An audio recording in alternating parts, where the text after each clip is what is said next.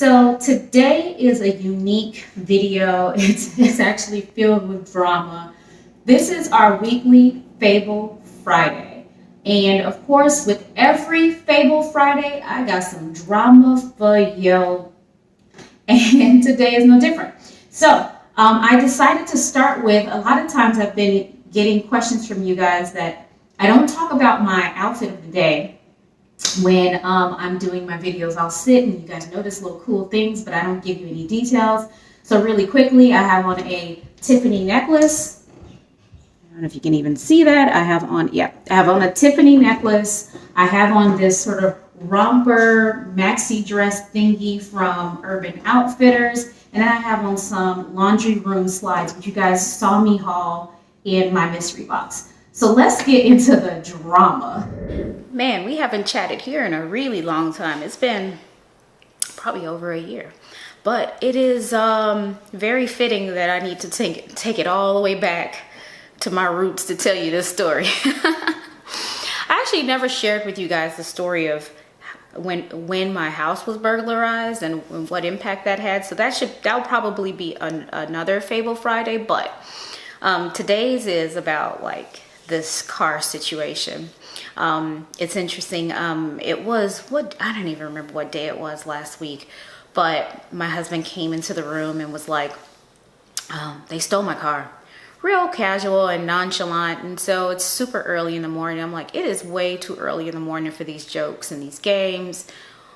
Leave me alone. And he's like, no, they stole my car. And I'm like, are you joking? And the reason why I didn't believe it right off is because he says it all the time.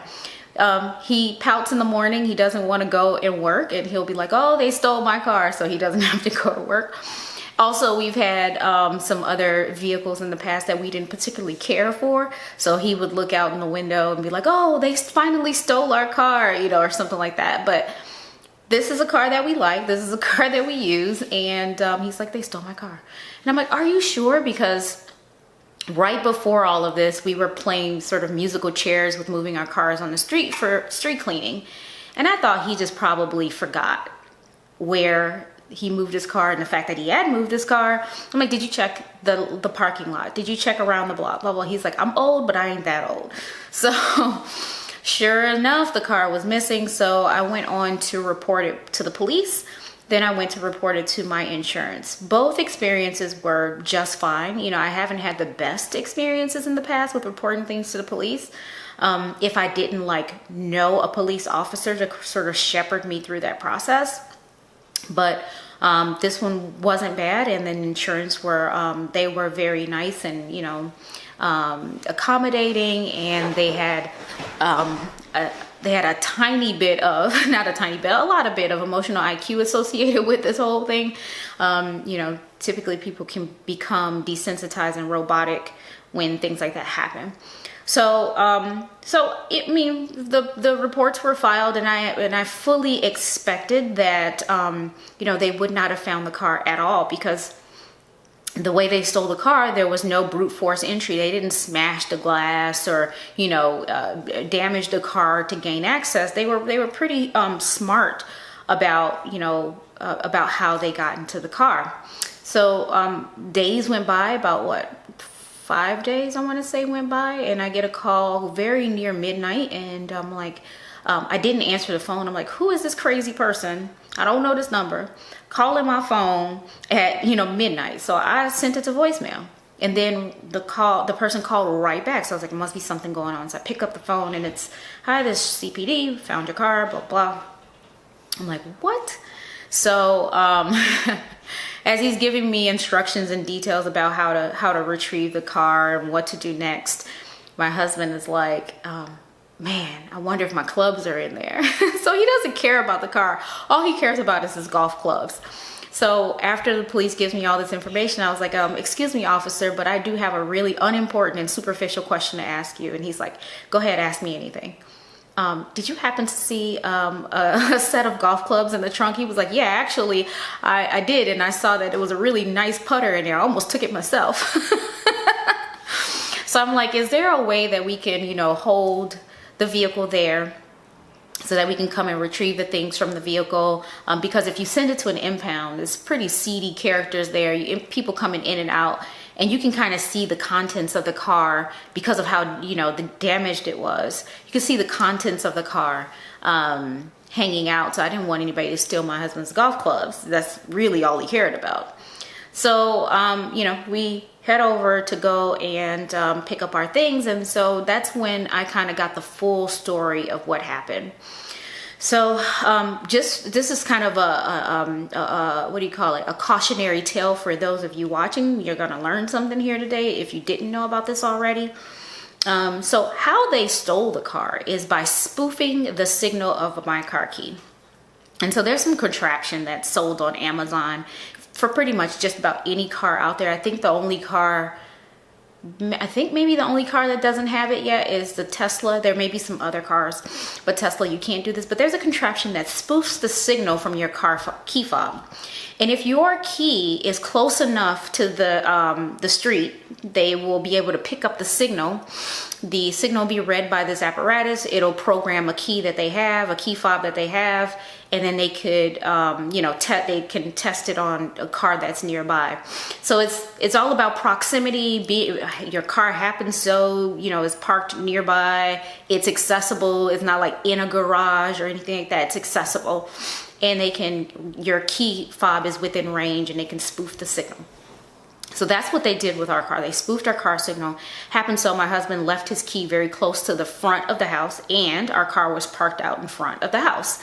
You know how, like, if you need to do something from afar, you can easily, like, unlock your car door from your house window or something like that. That's just like the proximity of where the car was to where the key fob was. So they were able to do that. They hopped into the car and drove away.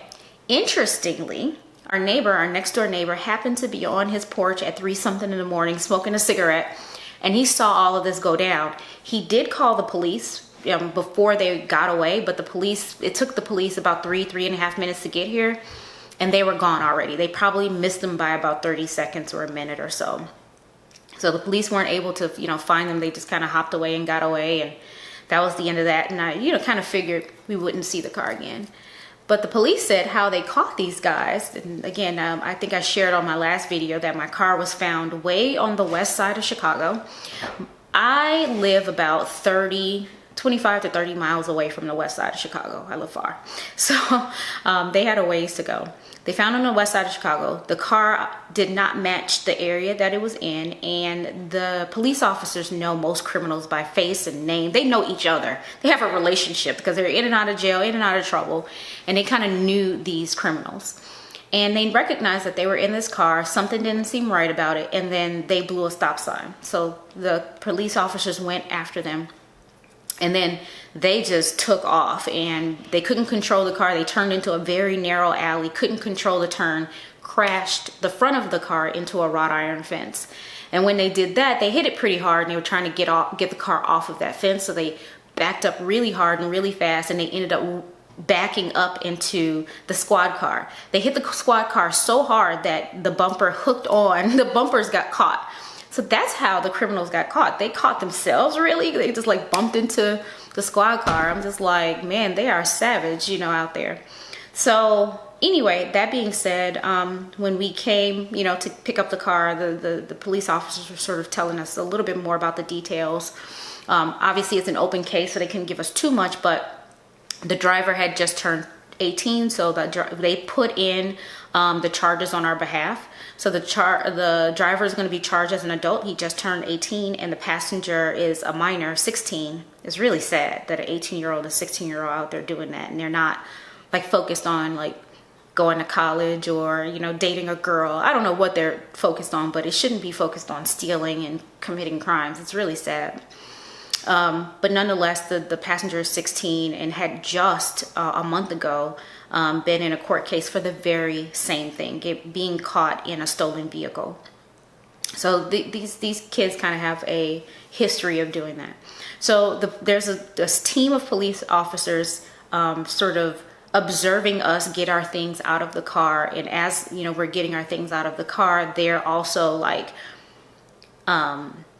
pulling stuff out of the car that don't belong to us. So there's drug paraphernalia, and get this, in the glove compartment there was a magazine of a clip of bullets that belonged to a gun. I'm like, oh my gosh. So like legit, kid you not, there was a clip of bullets in the glove compartment. So like I said, we collected our things. The car is pretty banged up. Like the frame of the car is bent, the back is all smashed, the front is smashed, the windshield was broken, the front windshield was broken. There's damage throughout the car, inside of the car. Smells, it reeks of marijuana.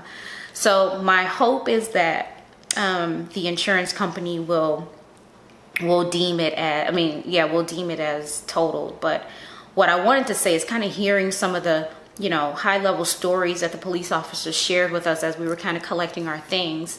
I know there's a strong feeling out there with the public, like defund the police and this and that.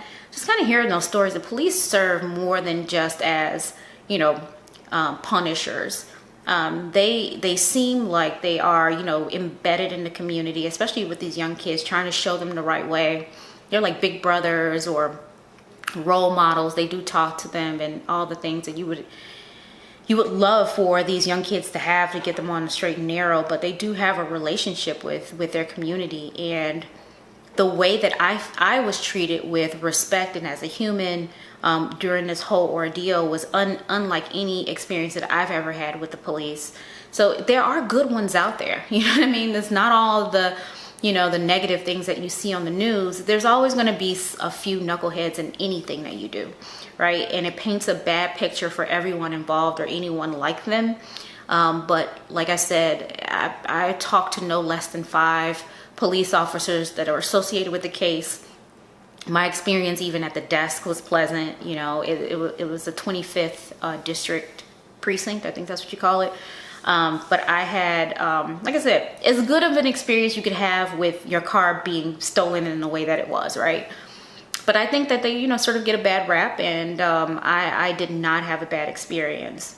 So I just kind of want to give them accolades in this moment and say, thank you for treating me with, respect and decency, because that has not been my experience in the past when other things have happened to me. So now we wait. The car is being towed to a salvage yard to be assessed to see if it is totaled. If it's totaled, insurance will take care of it, and we can get another vehicle, which is what I'm hoping happens, because I just don't want that car back. I really don't. Otherwise, they'll fix it, and I don't want them to fix it. That's not what I want. But they'll fix it and then return us the car. Yes, you'll have a vehicle to drive around, but you'll always be thinking about the fact that somebody else was in it. Crimes could have been committed with your car.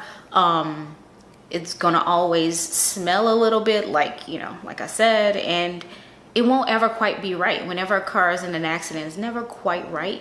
And then when you go to resell it, the resale value is way lower because it has been in an accident. So I'm not looking forward to, I would not be happy if they decide to fix it. So anyway, I will keep you posted, but one of the lessons we learned is the fact that the Venom, the device that they use to clone to spoof the car fob signal, the Venom is sold on Amazon, but so is the antidote.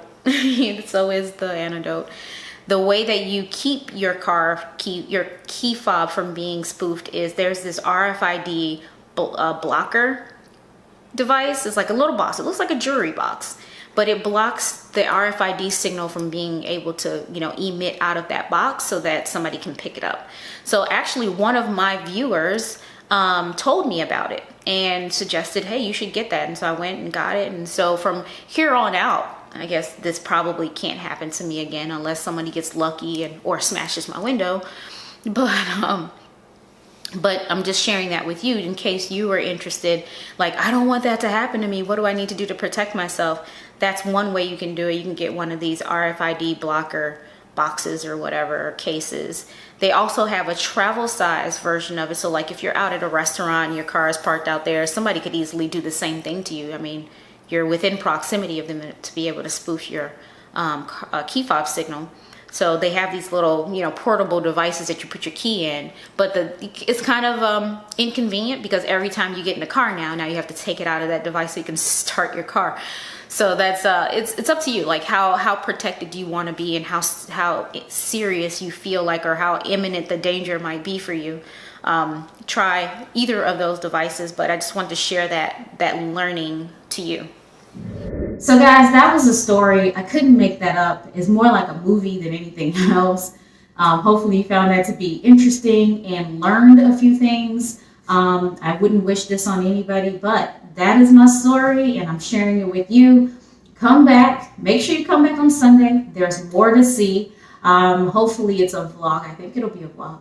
But come back on Sunday. Hope to see you come back. Subscribe if you haven't already. Share it with your friends. Hit that like button. Leave me some comments down below if you have questions about anything I've shared with you today. Thank you so much for watching. Bye.